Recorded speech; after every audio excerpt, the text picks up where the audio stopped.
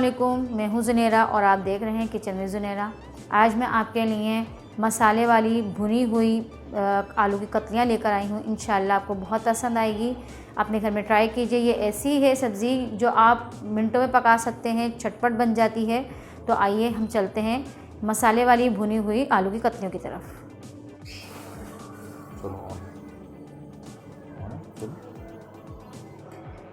مسالے دار آلو کی کتلیوں کے لیے ہمیں چاہیے ہوگا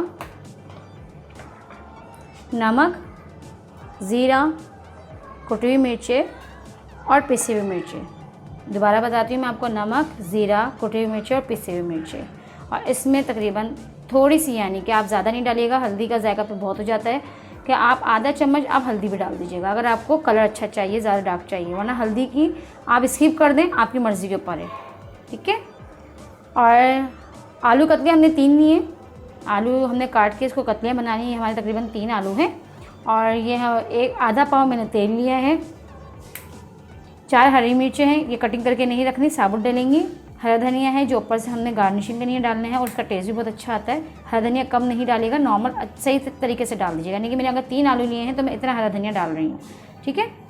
اور اس کے علاوہ ہمارے پاس ہے ٹماٹر ہم نے لیے ہیں تقریباً 2، یہ دیکھیے کٹنے کے بعد اتنے ہو گئے، 1 پیالے کے برابر۔ یہ ہمارے 2 ٹماٹر ہیں، 3 آلو ہو گئے اور 2 ٹماٹر ہو گئے، ٹھیک ہے۔ اب ہم اس کا جب مسالہ بنائیں گے تو وہ ہم آپ کو دکھاتے ہیں۔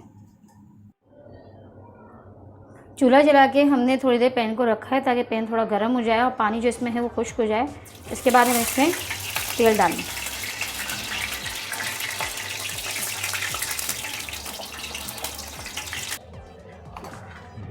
گرم تیل کے اندر ہم نے اس کے اندر 1 چمچ زیرہ ڈالا، اور زیرے کو زیادہ نہیں فرائی کرنا ہے، فوراً اس کے اندر تھوڑی دیر میں ہی ٹماٹر ڈال دینے ہیں۔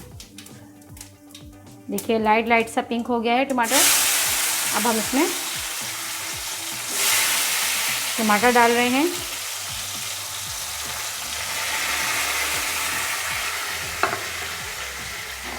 ٹماٹر ڈال کے تھوڑا سا اس کو بھوننا ہے۔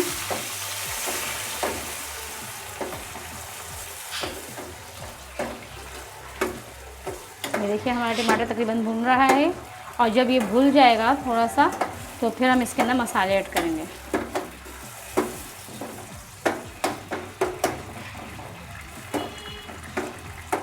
یہ بھون جائے گا پھر ہم اس میں مسالے ایڈ کر کے دکھائیں گے آپ کو۔ ٹماٹر ہمارے کافی حد تک بھون گئے ہیں، یہ دیکھیں ٹماٹر اس طرح سے بھنیے گا کہ آرام سے آپ کے اسپون لگنے سے ٹوٹنا شروع ہو جائیں۔ لیکن میں ہلکا سا اسپون لگا رہی ہوں اور یہ پچک رہے ہیں، ٹوٹ رہے ہیں، الگ ہو رہے ہیں۔ جب یہ اس کنڈیشن میں آ جائے تو آپ اس میں پھر ہلدی ڈالیں۔ جیسے کہ میں نے آپ سے کہا تھا ہلدی کم ڈالیے گا، زیادہ نہیں۔ 1 چمچ آپ کی پسی ہوئی مرچ ہوں گی، اور آدھا چمچ آپ کی کٹی ہوئی مرچیں۔ اگر آپ کے مرچیں کم کھائی جاتی ہیں تو آپ پسی ہوئی مرچیں بھی آدھا کر دیجیے گا۔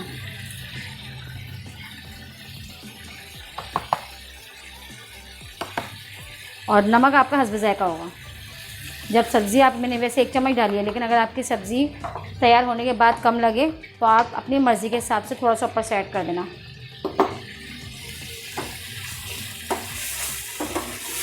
یہ دیکھیے ہم مسالہ بھون رہے ہیں۔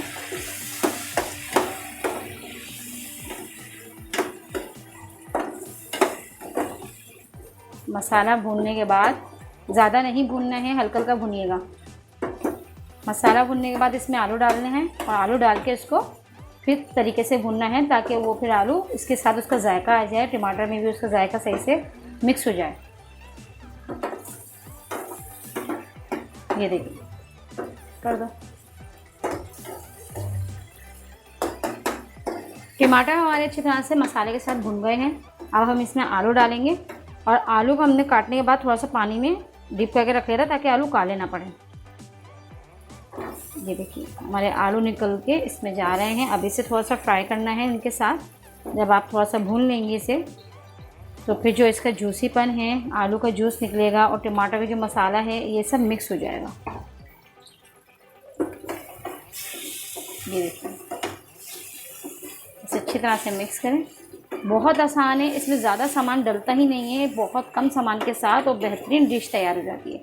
یہ ایسی جو ایمرجنسی میں آپ پکاؤ اور اب کھا لو آپ، کہ اگر آپ کے ساتھ کوئی مسئلہ ہے کہ گھر میں کھانا اس وقت نہیں بنا ہوا، تو آپ رات بے رات بھوک لگ رہی ہے، صبح میں بھوک لگ رہی ہے، ناشتے کے ساتھ یہ کھائیں۔ ویسے اکثر میں ناشتے میں ہی بناتی ہوں کہ ناشتے میں یہ پکے، اور اس کے ساتھ پراٹھا بہت مزیدار ہوتا ہے۔ یہ دیکھیں، اب اسے تھوڑی سی دیر کے لیے اس کے ساتھ صرف مسالے کے ساتھ بھننے کے لیے چھوڑیں گے، اور پھر اس کے بعد اس میں ذرا سا پانی ایڈ کر دیں گے۔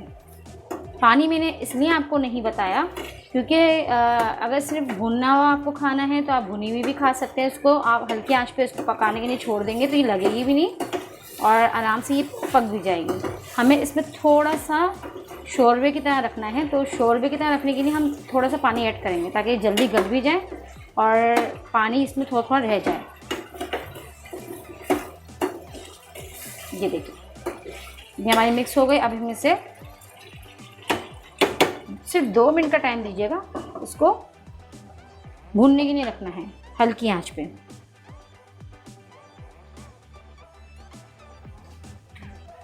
صرف 2 منٹ ہم نے اس کو بند کر کے رکھا تھا، اور اس کے اندر دیکھیں آلو کافی حد تک کے مکس ہو کے آرام سے اپنا جوس بھی انہوں نے نکال دیا ہے۔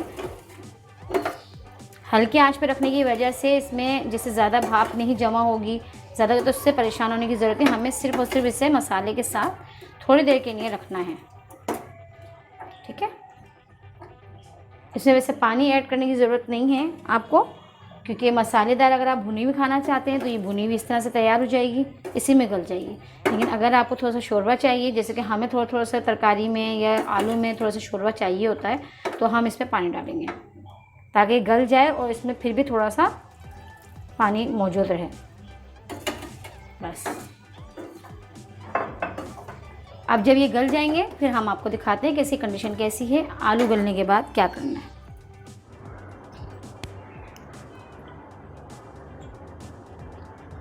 آلو کتلی ہماری تقریباً گل گئی ہوں گی، اب میں آپ کو دکھاتی ہوں۔ دیکھیں، جب آلو کتلیاں گل جائیں تو اس کے بعد پھر آپ اس کا نمک وغیرہ چیک کیجیے گا، مسالہ چیک کیجیے گا۔ ماشاءاللہ کتنی زبردست بنی ہے، لیکن کتنا اچھا کلر آیا ہے، اور آلو کتلیاں بالکل گل چکی ہیں۔ ٹماٹر مکس ہو گیا اس کے اندر، مسالہ پورا مکس ہو گیا ہے، ٹماٹر آپ کو بالکل اس میں نظر نہیں آ رہا ہوگا۔ یہ دیکھیں، مسالہ بھی نظر نہیں آ رہا، بالکل مکس ہو گیا، ریڈش ہو رہا ہے بالکل۔ اب میں اس میں ہری مرچیں ڈال رہی ہوں۔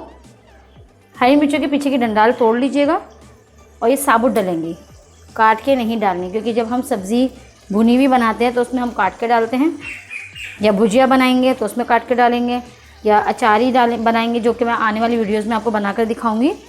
اچاری کتلیاں ہوتی ہیں، حیدرآبادی کتلیاں ہوتی ہیں، میں بنا کر دکھاؤں گی آپ کو، اس میں کٹ کے ڈلتی ہیں۔ اور یہ جو سادی کتلیاں بنتی ہیں شوربے والی مسالے دار، اس میں ثابت ڈل جائیں گی۔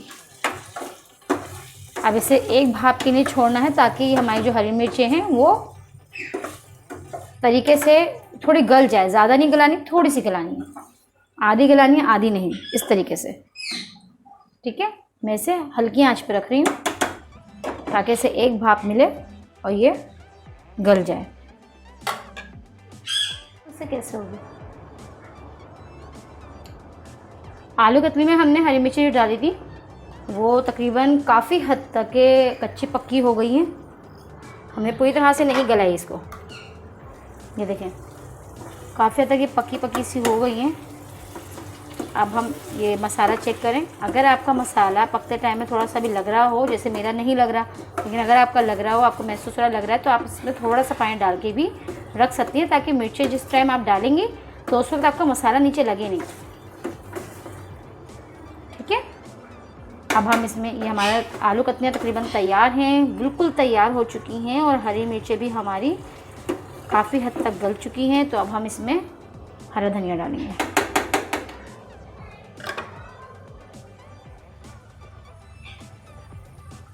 فلیم بند کر دیں۔